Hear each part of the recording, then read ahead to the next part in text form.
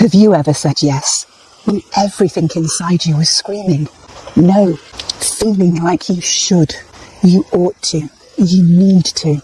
If that sounds familiar, then this video's for you. I'm going to talk about why we people please, what it costs us, and how I started finding my way out of that loop. Here's the thing, that kind of yes doesn't come from what's best for us. It doesn't come from care or clarity. It comes from fear. Fear of conflict. Fear of letting people down. Fear of not doing the right thing. That tight feeling in your chest, like you're letting someone down, or opening yourself up to being criticised for being difficult or selfish. It's real, but it doesn't have to stop you from taking care of yourself anyway. I know those feelings all too well. It's taken me a long time to walk that fine line between being kind and being taken for granted. Because it's surprising how quickly people will shape their expectations of you around what they get out of it. When you make life easier for someone, you set a standard, one they won't want to let go of. And they won't acknowledge it, because that would mean admitting there's an imbalance, that you're doing more, giving more. So instead, it becomes their right, their due. And somehow, you end up feeling like you're falling short. I've had jobs where my work was called acceptable. Not because it wasn't good, but because the people there wanted to get more out of me. The truth? There was no comparison between my work and what others were producing. But many people will take whatever they can get. Balance, fairness, mutual respect. It doesn't always come into it. Have you noticed that too? How quickly some people will raise the bar for you while setting it low for themselves. For me, the first clue was how I felt. Overtired, heavy, drained. That feeling always showed up for me when I said yes to something that wasn't good for me. Because when I'm doing what feels right for me, when I'm aligned with what actually matters, my energy's full of momentum. I feel clear, motivated. But when I agree to something just to keep the peace or maintain the balance, it turns into drudgery, a must do, not a want to. And the truth is, my standards are already high. I don't need to contort myself to meet the preferences of other people. I also started to notice a shift in my thinking, a kind of inner pushback. You can tell me what to do when you can do better yourself. Or, that's not good enough? Then show me what is. The people who criticised me most often had the least to offer. Deep down, I knew their judgment wasn't about me. It was about deflecting attention from themselves.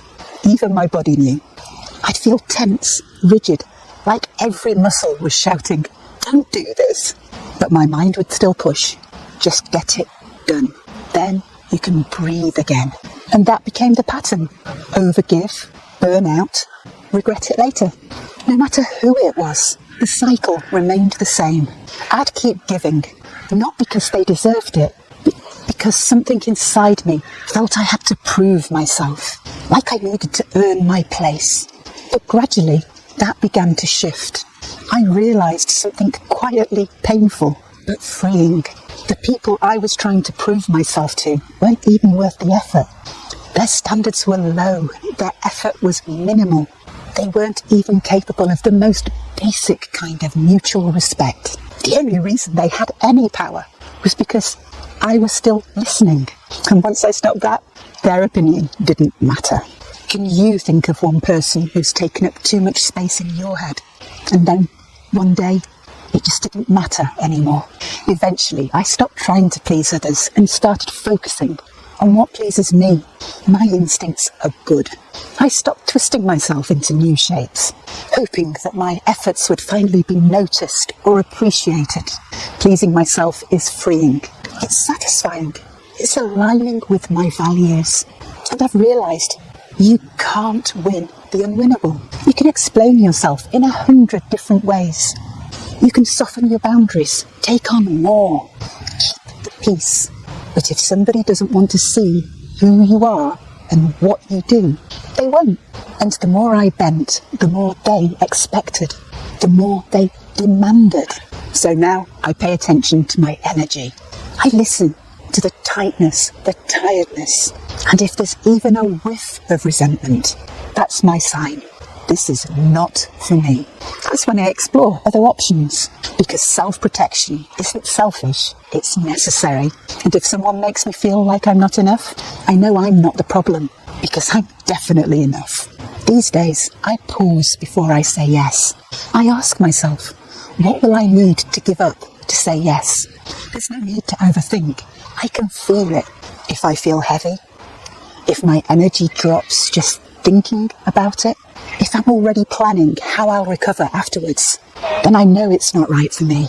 These are my signals that it's too much. And when I catch myself thinking, yes, we'll keep the peace. Yes, we'll avoid their reaction. Yes, will stop me from feeling guilty. Then I know it's actually a no to me, and I'll be paying for it personally later. So now I give myself some time, a breath or two, and I say no to them instead. I can't at present. Sorry, I'm working on a project. I'll get back to you on that, because that means I'm saying yes to myself. When something's right, I feel light. When it's not, there's weight, pressure, noise, and I've learned to trust that. If you paused for just 10 seconds, what would you hear yourself saying instead? If this is something you're working on, learning to say no, take up space, stop overgiving, I've made a simple one-page PDF to help. It's called 3 Boundaries to Break the People-Pleasing Habit. It's gentle, practical, and it's free. You'll find the link in the pinned comment. And if it helps you make just one clear choice that protects your energy, then it's done its job. I know how long it can take to unlearn this stuff. For me, it certainly wasn't an overnight win. But the more I've been able to step back, see people clearly, understand what their intentions are, the easier it is for me to dig in my heels and look after me instead. So if today's helped even a little, I'm glad. Take care of yourself.